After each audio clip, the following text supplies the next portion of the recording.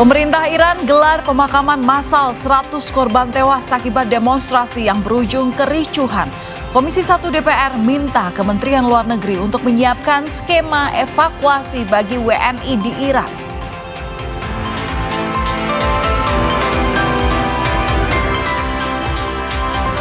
Nekat maling jebol tembok toko perhiasan, curi uang dan emas senilai lebih dari 1 miliar rupiah di Magetan, Jawa Timur.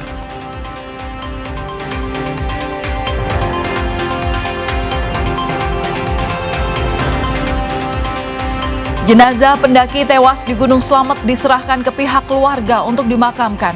Polisi sebut tak ada tanda-tanda kekerasan di bagian tubuh korban.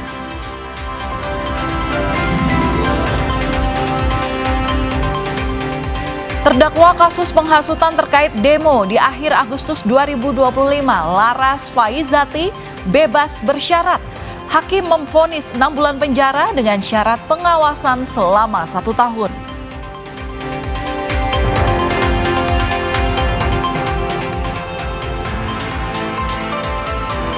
John Hedman segera hadapi ujian perdananya sebagai pelatih Timnas Indonesia pada Maret 2026. Hedman akan bawa skuad Garuda melakoni FIFA Series menghadapi sejumlah tim besar.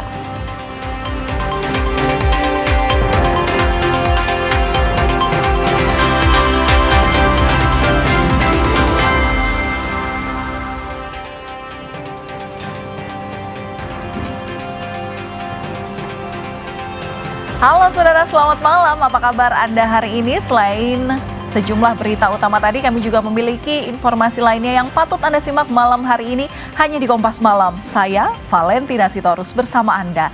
Informasi pertama, saudara, perhiasan emas nilai lebih dari 1 miliar rupiah dicuri dari toko emas dan kosmetik di Magetan, Jawa Timur. Pelaku juga membawa kabur uang tunai sebesar 30 juta rupiah.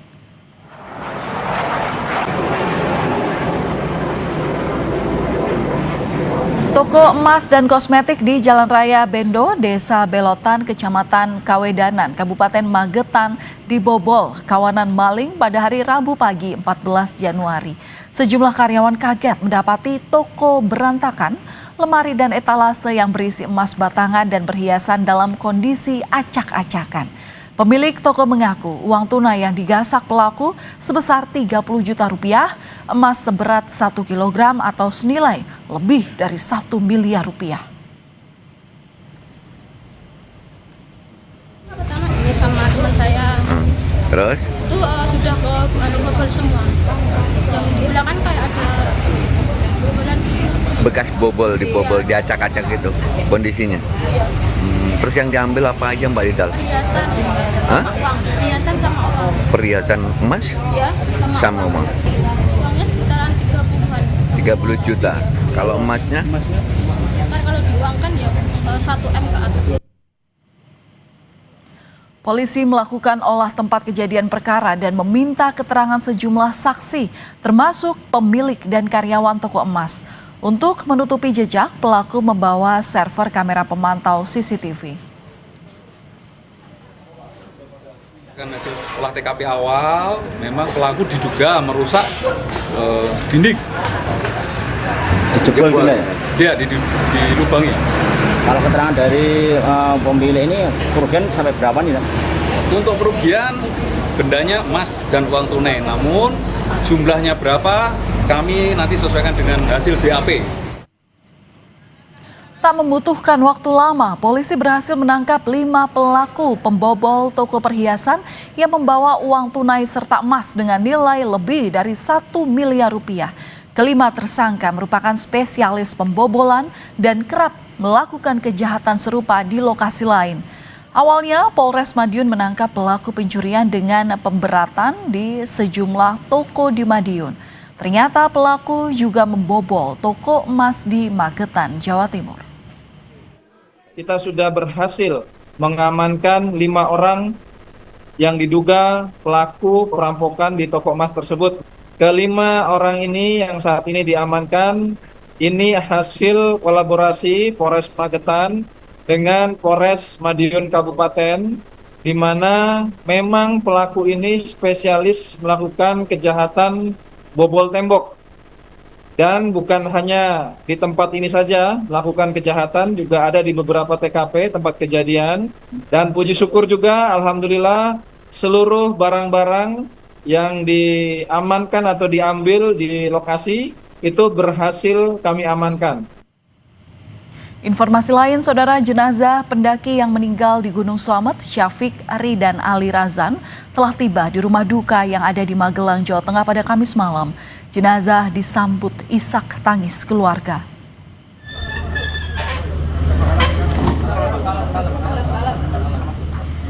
Jenazah Syafiq Ridan Ali Razan telah tiba di kampung halaman yang ada di Perum Depkes Kramat Utara, Kecamatan Magelang Utara pada Kamis malam.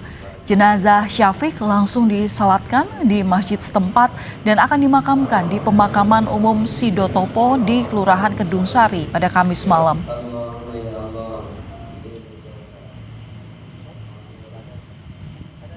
Sebelumnya, jenazah pendaki asal Magelang yang ditemukan meninggal di Gunung Slamet berhasil dievakuasi oleh tim relawan gabungan.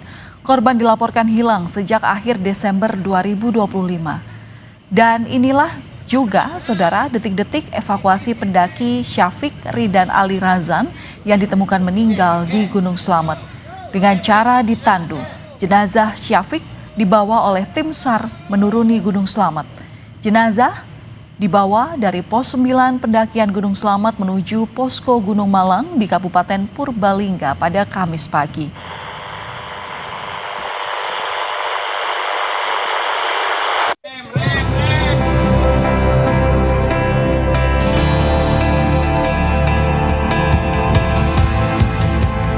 There is a big opportunity here in Indonesia to go somewhere no group of men or fans have been before, and that's to a FIFA World Cup.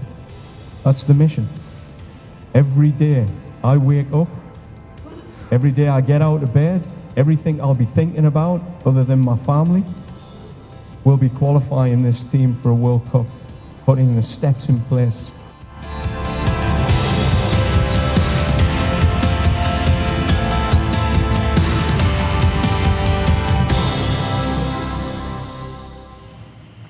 Saudara, Timnas Indonesia dikabarkan akan menghadapi Bulgaria serta Saint Kitts dan Nevis dalam FIFA Series 2026 yang akan digelar pada akhir Maret 2026 ini. Kabar calon lawan Timnas Indonesia itu disampaikan media Bulgaria Fakti.bg. Dalam laporannya, media Bulgaria itu menyebut Timnas Bulgaria akan berpartisipasi dalam edisi kedua FIFA Series yang digelar pada 23 hingga 31 Maret nanti. Tim asuhan Alexander Dimitrov akan ke Indonesia sebagai tuan rumah. Sementara kepastian Saint Kitts dan Nevis jadi lawan Timnas dikabarkan lewat situs resmi Federasi Sepak Bola Negara Zona CONCACAF tersebut. Dalam rilisnya tertulis Saint Kitts dan Nevis akan berpartisipasi di FIFA Series 2026 yang berlangsung di Indonesia.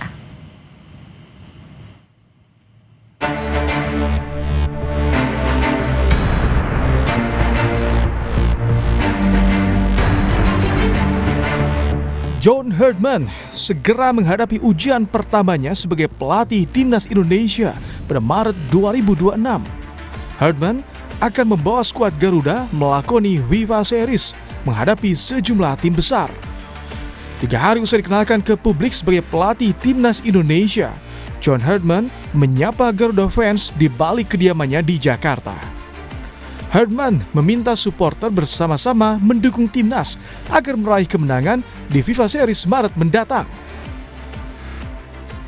To all the Garuda fans, you're the 12th man, you're the team behind the team. We have our stadium behind us, we've got some big games coming in March. Hopefully, I get to hear you, I hear that passion, and we get to win our first game together. We'll see you in March. Let's go! Kurang dari 3 bulan menghadapi FIFA Series, Herdman belum didampingi jajaran kepelatihan yang disiapkan PSSI. Analis sepak bola Wesley Hutagalung meminta PSSI menunjuk asisten pelatih yang sesuai dengan kebutuhan Herdman. Memilih sang kepelatihan, nah itu kita tunggu apakah federasi memberikan staf kepelatihan yang mumpuni, yang benar, atau lebih kepada orang-orang yang mereka sukai, orang-orang yang dulu sempat ada gini, Mas Hasir. Mereka dipilih karena tidak banyak menuntut federasi, nggak ngeyel, nggak melawan. Jadi dipilihlah sebagai asisten pelatih dulu. Ada infonya begitu. Nah, apakah mereka yang diperlukan, yang dibutuhkan oleh John Herdman dengan kualitas kapabilitas mereka? Kini tugas berat menanti Herdman di gelaran FIFA Series 2026. Namun jalan panjang menanti John Herdman membangun skuad Garuda termasuk gelaran Piala Asia 2027 yang jadi ujian sesungguhnya. Tim Liputan, Kompas TV.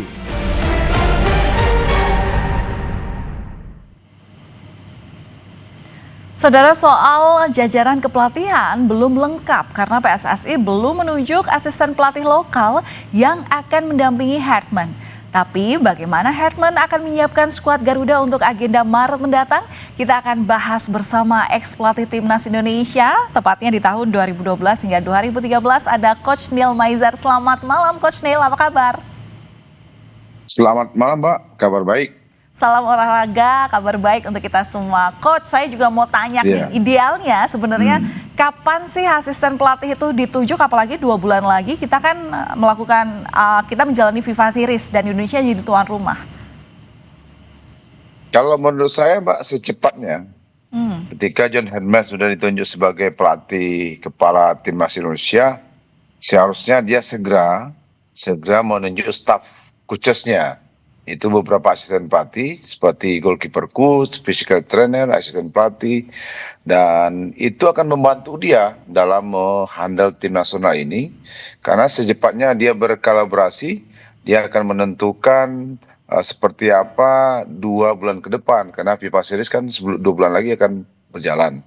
Jadi kalau menurut saya secepatnya Mbak, secepatnya tuh selambatnya kapan? Ya kalau bisa 2 hari 3 hari ini udah jadi Mbak. Karena kalau kan sebenarnya kan database dari PSSI itu kan sudah ada. Itu untuk pelatih lokal ya. Kalau pelatih yang dia bawa kan sekarang baru ada 2, Cesar Milan sama satu lagi saya lupa namanya. Tapi yang untuk lokal kan belum ada. Tapi dasarnya, basicnya pelatih lokal itu sebenarnya sudah ada di PSSI. Tinggal mungkin interview aja lagi. Kalau interview itu kan ya bisa jadi besok, bisa jadi besok lagi. Tapi secepatnya, ya minimal dalam minggu ini sudah ada staf pelatih sehingga dia bisa bergerak cepat gitu Mbak. Bergerak cepat dalam artian apa nih Coach? Karena kan ya kita tahu bahwa pelatih lokal itu istilahnya sebagai penyambung komunikasi antara Herdman dan juga pemain timnas begitu. Nah, apa yang harus pentingnya pelatih lokal segera ditunjuk tuh apa? Gini, pelatih lokal itu kan yang pertama mau tahu dengan budaya sepak bola Indonesia, itu yang pertama. Yang kedua, pelatih lokal itu tahu dengan kapasitas pemain lokal Indonesia yang menjadi hebat di kompetisi untuk saat ini. Yang ketiga, pelatih lokal juga tempat bagaimana John Herdman nanti mendelegasikan bentuk program latihan kepada dia sebagai asisten pelatih. Itu kan tentu orang-orang yang berkompetensi di bidangnya Mbak. Maksudnya memang dia mempunyai experience yang bagus sebagai seorang pelatih, mempunyai knowledge yang bagus sebagai seorang pelatih, mempunyai lisensi yang bagus seorang pelatih, dan punya attitude yang bagus sebagai pelatih. Jadi dia akan mendampingi John Herdman dalam segala hal di bidang sepak bola Indonesia. Ini nggak main-main Mbak, seorang asisten pelatih itu dia harus mempunyai kapasitas yang di high level, yang udah internasional. Jangan asisten pelatih yang tidak mempunyai knowledge, yang tidak punya experience. Ini kan mendampingi orang-orang hebat juga. John Herdman ini adalah seorang pelatih yang membawa Kanada ke Piala Dunia. Jadi dia harus didampingi orang yang expert di bidangnya. Dan orang itu ya mempunyai kemampuan, mempunyai kompetensi. Nah, dia harus, kalau memang udah ada stoknya di PSSI, dia harus menginterview satu-satu pelatih lokal itu. Kalau dia cocok, diambil. Kalau enggak, ya enggak, dicari yang lain. Di samping dia mempunyai sistem pelatih yang dibawa dia sendiri, yang dia percaya dari Kanada, yang sudah partner dia beberapa tahun di Kanada. Itu maksud Mbak, cepatnya begitu. Sehingga jangan lama-lama, karena kita melihat ini kan tidak semudah yang kita bayangkan. Karena tujuan atau target dari PSSI ini bagaimana John Herdman ini membawa Indonesia di high level. High levelnya tentu ke Piala Dunia 2030. Iya. Dengan 2 tahun dia kontrak, habis itu 2 tahun perpanjangan. Iya, 2 tahun kontrak plus 2 ya. Ya, harus cepat Mbak, staf pelatih itu, dan harus cepat juga di interview. Dan dia harus memilih sendiri asisten pelatihnya. Mana yang terbaik buat dia, yang bisa, menurut dia bisa membantu dia menjalankan tugas-tugasnya di dalam lapangan dan di luar lapangan.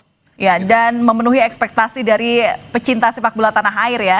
Tapi Coach, Anda melihat gaya melatih Herdman ini seperti apa? Pengalaman kita kan sebenarnya juga dengan dari pelatih asal Inggris itu kan bersama dengan Peter White. Nah, mirip nggak kira-kira gaya kepelatihannya? Iya, kan dia mempunyai gayanya, kalau nggak salah speed endurance dia. Dia cepat dan kuat. Cepat tapi kuat. Waktu dia di Piala Dunia 2022 dia kan main waktu melawan Belgia, Kroasia, melawan Maroko, dia cepat dan kuat. Jadi memang dia ya mirip STI juga. Karena STI kan lebih kuat, cepat, dan fisik juga sangat dia perlukan. Jadi mungkin metode itu mungkin saya lihat. Apakah ini nanti cocok? Tentu kita lihat di pertandingan nanti di FIFA Series, karena kan untuk membangun tim yang hebat itu tidak mudah, Mbak. Tidak seperti membalikan telapak tangan, karena dia harus mempelajari juga budaya sepak bola Indonesia, juga mempelajari juga karakter pemain satu persatu yang bermain di Indonesia, yang bermain di luar negeri. Dia pelajari satu-satu, nanti dia bentuk dalam suatu tim, dan bentuk dalam satu pelatihan, terus dia cari starting 11 dengan karakter pemain-pemain yang berbeda, dan itu nggak mudah. Butuh dukungan, butuh orang-orang yang di belakang dia, yang membangun tim ini menjadi lebih baik ke depan. Ya, menarik Coach. Ini kan kalau melihat atmosfer dan tekanan pada timnas kita itu begitu tinggi. Ekspektasi juga luar biasa, kita tahu apalagi begitu Herdman diumumkan kepada publik pecinta sepak bola tanah air. Bagaimana sih biasanya seorang pelatih dalam menyiasati hal-hal ini? Iya, pasti ekspektasi itu pasti ada. Artinya keinginan, harapan dari seluruh masyarakat bangsa Indonesia ini pasti ada, pasti tinggi. Tapi pelatih biasanya sudah mempunyai cara dia untuk membangun sebuah tim itu, Mbak. Ada metode tersendiri atas sistem tersendiri, terstruktur dan tersistem. Dia udah tahu metode itu kan udah dilakukan dia di Kanada selama lebih 6 tahun atau 8 tahun dah.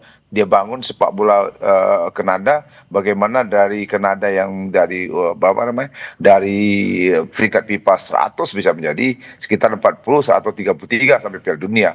Dan itu nggak mudah, dan itu bukan setahun, bukan 2 tahun. Ada beberapa tahun dan dia bangun metode ini, mungkin dia dan dia yakin ini dia bisa lakukan di Indonesia. Biasanya pelatih kalau udah mempunyai metode yang bagus dan dia punya experience yang bagus dan dia sudah mempunyai perbandingan yang bagus bagaimana cara melatih, dia yakin dengan apa yang lakukannya di Indonesia. Saya pikir John Herdman ini udah yakin dengan apa metode yang dia lakukan di Indonesia, cuma mungkin dia sedikit harus merubah caranya aja, karena budaya di Kanada, bagaimana sepak bola Kanada dan bagaimana sepak bola Indonesia kan berbeda. Nah, mungkin itu yang harus dia lakukan, bagaimana dia mempelajari budaya sepak bola Indonesia, bagaimana mempelajari karakter pemain Indonesia di lapangan itu.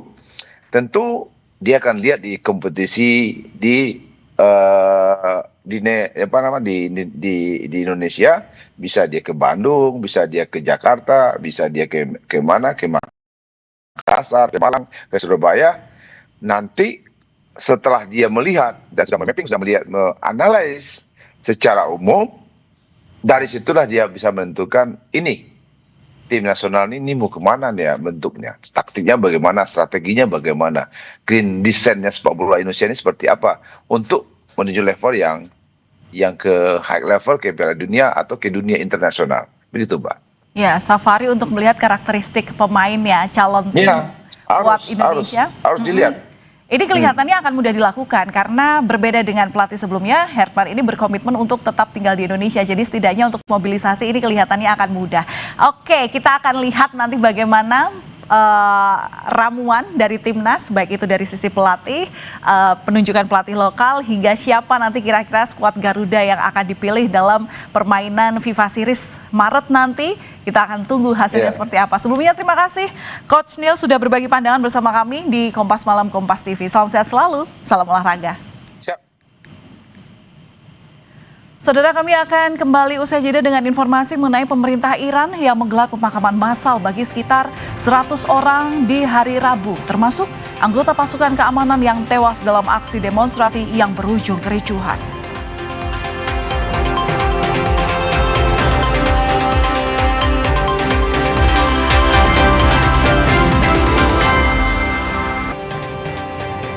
Saudara, pemerintah Iran menggelar pemakaman massal 100 orang korban tewas akibat demonstrasi yang berujung kericuhan.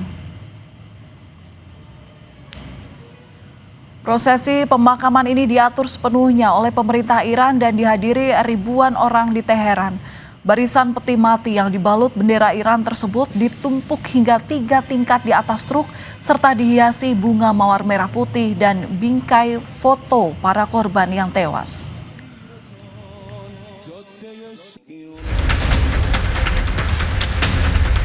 Situasi di Timur Tengah kian memanas. Korps Garda Revolusi Iran secara resmi menyatakan kesiapan tempur menghadapi potensi agresi Amerika Serikat. Panglima Garda Revolusi Muhammad Pakpur dikutip dari APPN menegaskan setiap serangan terhadap kedaulatan Iran akan dibalas dengan kekuatan penuh. Kekuatan udara Iran kini dalam posisi siaga tinggi. Iran terus memantau ketat pergerakan personil serta pangkalan militer Amerika Serikat di seluruh kawasan Timur Tengah. Sementara Menteri Luar Negeri Iran, Abbas Araghchi dalam wawancara dengan Fox News mengatakan, Teheran tetap membuka jalur diplomasi dengan Amerika Serikat. But it was the US who always escaped from diplomacy, who cut the diplomacy and opted for war. My message is, between war and diplomacy is a better way, although we don't have any positive experience from the United States, but still diplomacy is much better than war. But it is up to the US President to decide. Menanggapi soal serangan militer Amerika Serikat terhadap Iran, Presiden Amerika Serikat Donald Trump mengatakan akan mengamati dan melihat. Serangan tidak lagi menjadi pilihan. Itu disampaikan Trump di Gedung Putih di Washington DC. We're going to watch and see what the process is, but we were given a very good statement by people that are aware of what's going on. No executions, everyone was talking about a lot of executions were taking place today. We were just told no executions. I hope that's true. That's a big thing. Yes, man. Ketegangan di Iran juga menimbulkan kekhawatiran bagi warga negara Indonesia di Iran. Komisi 1 DPR meminta Kementerian Luar Negeri menyiapkan skema evakuasi bagi warga negara Indonesia di Iran di tengah gelombang demonstrasi besar yang menelan korban jiwa. Yang kita di sana lumayan sih, terutama pelajar mahasiswa banyak. Nah, kami berharap mudah-mudahan Kemlu menyediakan kontingensi plan perencanaan untuk kalau sewaktu-waktu diperlukan evakuasi itu sudah segera siap. Menteri Luar Negeri Sugiono mengungkap komunikasi dengan WNI di Iran masih mengalami kesulitan di tengah situasi yang terus memanas. Pemerintah mengimbau seluruh WNI di Iran untuk tetap waspada dan menghindari lokasi rawan sambil menyiapkan langkah antisipasi termasuk evakuasi jika diperlukan. Komunikasi agak sulit ke Iran, hanya kan warga negara Indonesia di Iran itu adalah pelajar yang terkonsentrasi di Qom dan Isfahan. Harus sampaikan kepada seluruh warga negara Indonesia yang ada di Iran untuk tetap waspada, memperhatikan perkembangan situasi. Saya juga sudah menyampaikan kepada dubes kita di Teheran untuk mempersiapkan langkah-langkah jika sewaktu-waktu evakuasi itu perlu dilakukan.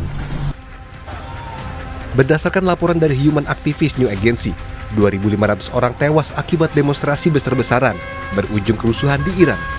Peristiwa ini jadi tragedi paling berdarah sejak revolusi Iran pada tahun 1979. Tim Liputan, Kompas TV.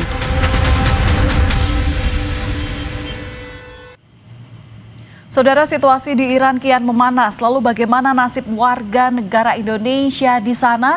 Kita akan berdiskusi dengan anggota Komisi 1 DPR RI fraksi PKB. Ada Bapak Syamsur Rizal. Selamat malam, Pak.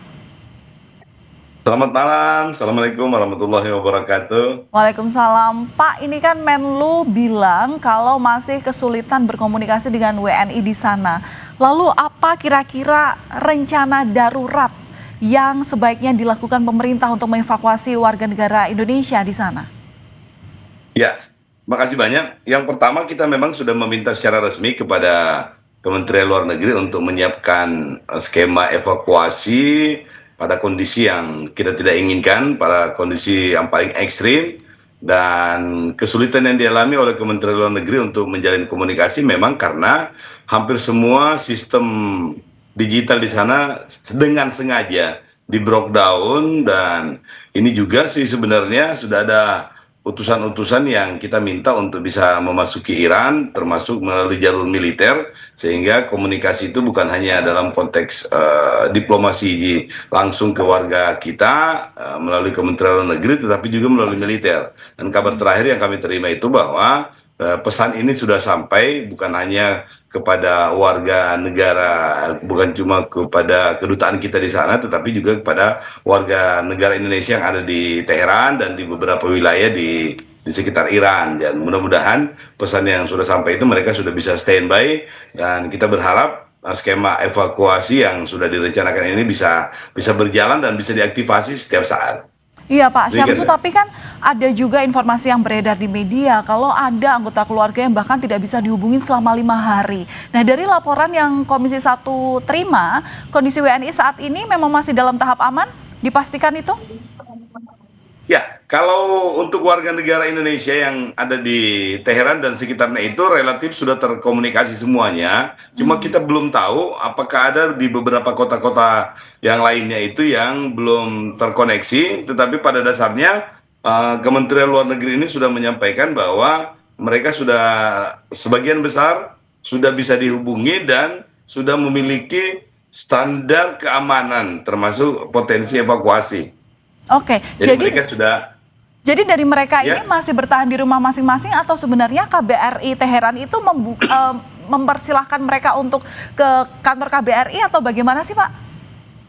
Jadi lebih banyak yang masih bertahan di rumahnya, bahkan masih ada yang beraktivitas karena tidak semua daerah juga di sana yang tidak aman, tetapi ada beberapa daerah juga yang masih boleh dibilang masih terkontrol. Jadi skemanya itu sudah ada emergency plan yang mereka sudah siapkan, sehingga ketika terjadi sesuatu yang kita tidak inginkan, mereka sudah punya rencana, termasuk rencana-rencana teknis untuk masuk ke KBRI atau ke bandara terdekat, sudah disiapkan katanya. Dan mudah-mudahan dalam waktu yang dekat ini kita akan monitor terus keselamatan warga negara Indonesia itu benar-benar bisa kita jaga.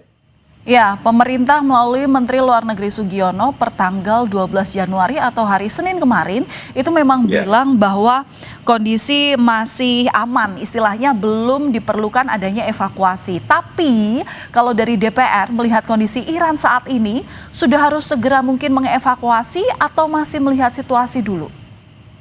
Ya, kalau kita memang hanya menerima laporan dari Kementerian Luar Negeri, tetapi kita juga meminta aparat keamanan, terutama dari TNI itu untuk menjalin komunikasi alternatif. Jadi bukan cuma dari Kementerian Luar Negeri atau secara diplomatik, tetapi juga kita minta dari pihak keamanan, terutama dari TNI juga, karena salah satu tugas TNI sekarang itu adalah bagaimana membantu warga negara Indonesia yang di luar negeri. Sehingga dengan pendekatan yang lain, extra approach-nya ini berupa pendekatan militer, karena ada hubungan militer yang cukup baik dengan Iran, sehingga informasi-informasi ini tetap bisa memberikan jaminan kepada WNI itu untuk ada emergency exit yang mereka bisa dapatkan, termasuk beberapa skema yang lain. Jadi termasuk bukan hanya lewat udara, karena sebagian besar wilayah udara Iran itu sudah ditutup, sudah dibatasi, tetapi ada juga skema-skema termasuk lewat laut dan darat. Jadi beberapa rencana-rencana mereka sudah siapkan, terutama contingency plan untuk evakuasi ini. Tetapi sejauh ini sampai per hari kemarin, hari Rabu itu belum dibutuhkan evakuasi yang terstruktur. Jadi ini kalau ada warga negara Indonesia yang kemudian memutuskan untuk secara personal misalnya mau meninggalkan Teheran atau meninggalkan kota-kota yang lainnya, itu juga diizinkan dan diberikan kemudahan.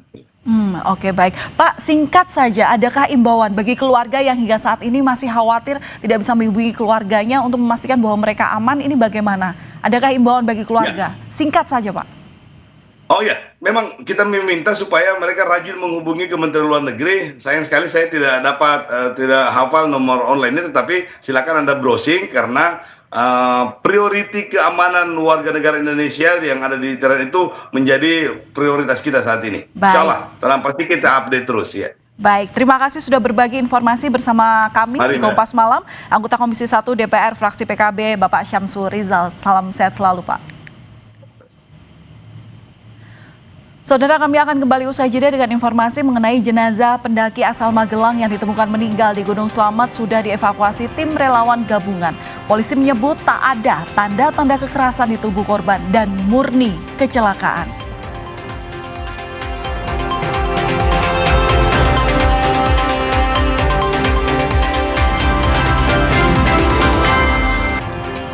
Saudara, jenazah pendaki asal Magelang yang ditemukan meninggal di Gunung Slamet berhasil dievakuasi oleh tim relawan gabungan. Korban dilaporkan hilang sejak akhir Desember 2025. Polisi memastikan tidak menemukan tanda-tanda kekerasan pada jenazah Syafiq Ridan Ali Razam yang ditemukan tewas di Gunung Slamet, Jawa Tengah. Polisi menyimpulkan korban meninggal dunia akibat kecelakaan saat melakukan pendakian. Rumah sakit sudah melaksanakan visum luar dan hasil tidak ditemukan adanya luka-luka penganiayaan dan lain sebagainya, sehingga kami juga sudah berkoordinasi dengan pihak keluarga. Dari pihak keluarga sudah membuat pernyataan untuk tidak melaksanakan otopsi atau pemeriksaan lebih lanjut.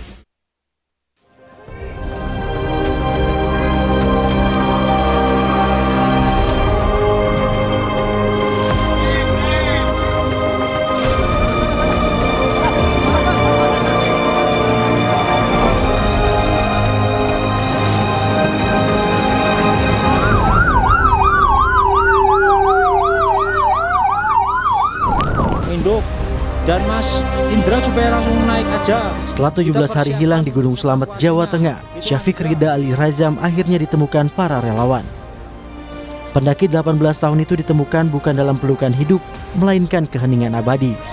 Jasad Syafiq ditemukan di kawasan Pos 9 pendakian Gunung Malang, area Watu Langgar, tak jauh dari titik ditemukannya rekan yang selamat. Korban diduga mengalami hipotermia atau kedinginan ekstrim.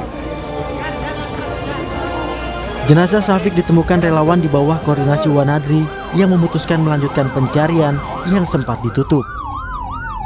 Tim SAR menemukan ceceran barang-barang milik korban sebelum akhirnya menemukan jasad korban di hari kedua pencarian. Di hari kedua, Syafiq Ali ditemukan oleh tim relawan yang memang sudah dibuat skenario pencarian.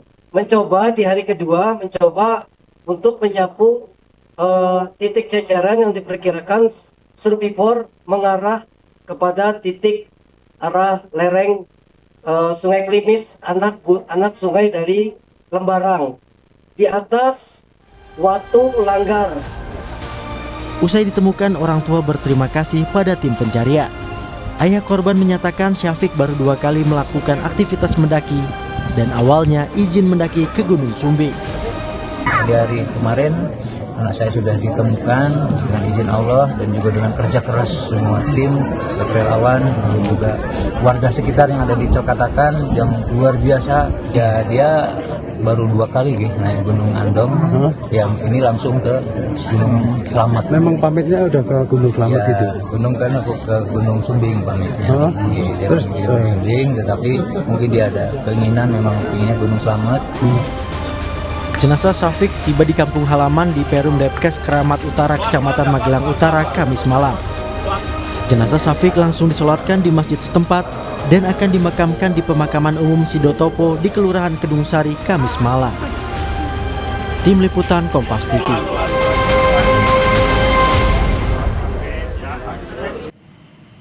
Usai dievakuasi turun dari Gunung Slamet, jenazah Syafiq langsung dibawa ke Rumah Sakit Umum Daerah Guteng Taruna di Brata, Purbalingga untuk pemeriksaan lebih lanjut. Dan situasi terkini di RSUD, kita akan tanyakan kepada jurnalis Kompas TV Ari Himawan. Ari, selamat malam. Apakah benar pihak keluarga menolak untuk dilakukan otopsi terhadap jenazah? Selamat malam, kalian dan juga saudara. Sempat saya mewawancarai ayah dari almarhum Syafiq Ali sebelum kedatangan jenazah di Gunung Malang, Purbalingga, Jawa Tengah. Dari Rusman, ayah Syafiq Ali mengaku tidak akan melakukan otopsi terhadap jenazah anaknya dikarenakan keluarga sudah ikhlas menerima meninggalnya salah satu anggota keluarga mereka. Dan jenazah sendiri ketika sudah turun ke base camp Gunung Malang yang ada di Purbalingga, Jawa Tengah, langsung dibawa ke rumah sakit di Purbalingga untuk dilakukan visum luar. Dan visum luar ini hanya dokter saja yang memberi keterangan bahwa meninggalnya Syafiq Ali di Puncak Gunung Slamet ini sudah terjadi 15 hari yang lalu. Dan Syafiq Ali sendiri ditemukan meninggal dunia setelah 17 hari relawan gabungan melakukan pencarian di semua pos pendakian Gunung Slamet. Itu Valen. Baik, terima kasih atas laporan Anda. Jurnalis Kompas TV Ari Himawan langsung dari Purbalingga, Jawa Tengah. Saudara, lalu lintas di kawasan Cawang padat jelang long weekend pada Kamis malam ini. Informasi selengkapnya akan kami hadirkan usai jeda.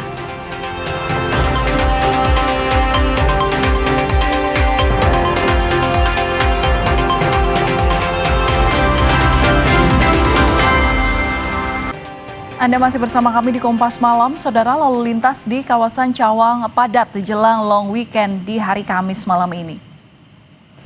Kepadatan terjadi di jalur arteri maupun tol dalam kota dari arah Semanggi menuju tol Jakarta Cikampek maupun tol Jagorawi. Kepadatan yang didominasi kendaraan roda 4 terjadi saat jam pulang kantor jelang long weekend.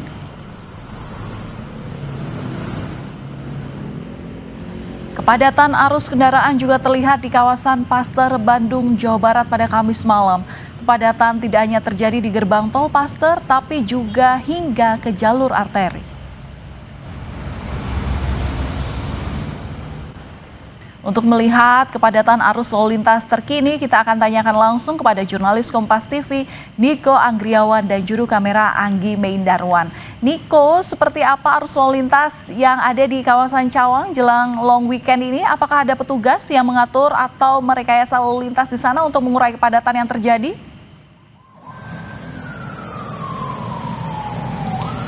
Ya, kalau misalnya kita bisa melihat situasi terkini di tol dalam kota, tepatnya menjelang pintu tol Tebet, Jakarta Selatan atau setelah Patung Pancoran, Valen dan juga saudara, ini dari arah Tomang menuju ke arah Cawang ini terpantau padat merayap hingga pukul 22:25 waktu Indonesia Barat. Sementara kendaraan yang memadati kawasan ini didominasi oleh kendaraan roda 4 berukuran sedang hingga besar. Kalau misalnya kita bisa melihat ada kendaraan roda 4 hingga minibus, kemudian ada beberapa bus malam yang terpantau baru berangkat dan ini akan memasuki tol Jakarta Cikampek ataupun yang menuju ke arah Bogor. Kemudian kalau misalnya berdasarkan pantauan kami juga, kepadatan yang terjadi di tol dalam kota ini disebabkan oleh bertemunya arus di Simpang Susun Cawang. Dan tentunya setelah dari Simpang Susun Cawang, kondisi arus lalu lintas ini kembali normal menuju tol Jakarta Cikampek. Adapun juga kalau misalnya terkait petugas, Valen dan juga saudara, kami belum melihat adanya petugas yang melakukan rekayasa arus lalu lintas. Tentunya kondisi kepadatan yang ada di tempat saya melaporkan saat ini masih cenderung masih bisa tergolong normal seperti itu, seperti biasa. Dan kalau misalnya melihat dari arah Cawang menuju ke arah Selipi ini terpantau ramai lancar, juga masih sama didominasi oleh kendaraan roda 4, dan di jalur biasanya, di jalur non-tol dari Jalan MT Haryono yang terpantau dari arah Pancoran menuju ke arah Cawang, ini masih terpantau ramai dan juga didominasi oleh kendaraan roda 2 dan juga kendaraan roda 4, Valen dan juga saudara. Adapun kalau misalnya kepadatan yang terjadi di jalur biasa, di jalur MT Haryono ini terjadi karena antrian kendaraan roda 4 yang terjadi di pintu tol masuk Tebet, yang antriannya ini mengular hingga beberapa meter ke belakang. Namun hingga saat ini, hingga pukul 22:25 ini masih tidak terpantau terjadinya ada kepadatan, berbeda dengan beberapa waktu lalu yang tadi. Dan kemudian selain itu juga saudara, perlu diperhatikan apabila masyarakat ingin melakukan perjalanan pada malam hari ini untuk tentunya merayakan libur panjang akhir pekan, ini diharapkan bisa memeriksa kendaraannya lebih baik lagi, lalu kemudian memastikan kondisi dalam keadaan fit, dan juga perhatian ada beberapa pekerjaan yang dilakukan oleh pekerja di beberapa titik di Jalan MT Haryono. Ada beberapa galian yang kami pantau tadi baru dilakukan pada pukul 22 waktu Indonesia Barat. Untuk sementara demikian, kita harapkan Valen dan juga saudara, jalannya libur panjang akhir pekan ini bisa berlangsung lancar bagi masyarakat yang ingin melaksanakan liburan. Valen, kembali ke studio. Baik, terima kasih atas laporan Anda, jurnalis Kompas TV Niko Anggriawan dan juga Anggi Mendarwan langsung dari kawasan Cawang, Jakarta. Terima kasih. Saudara, terdakwa kasus penghasutan terkait demo akhir Agustus 2025, Laras Faizati bebas bersyarat. Hakim memvonis 6 bulan penjara dengan syarat pengawasan selama 1 tahun.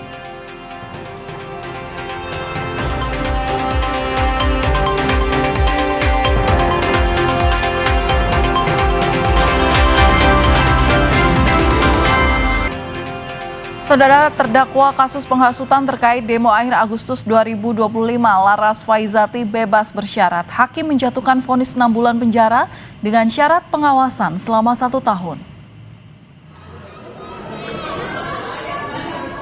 Laras menangis dan memeluk ibunya setelah mendengar hakim yang memberikan kebebasan bersyarat untuk dirinya. Laras mendapat vonis 6 bulan penjara, namun hakim memberikan kebebasan dengan syarat pengawasan selama 1 tahun.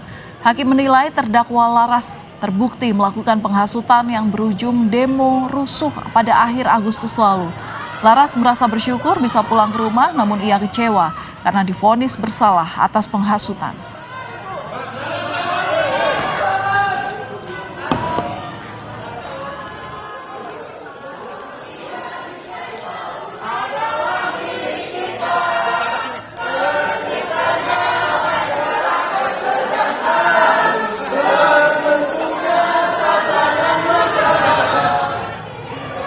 Dan kami tutup Kompas Malam sampai di sini. Saudara, kami ingatkan untuk selalu penuhi kebutuhan hidrasi Anda sepanjang hari dengan air mineral yang pasti sejuknya. Saya Valentina Sitorus pamit. Terima kasih atas perhatian Anda.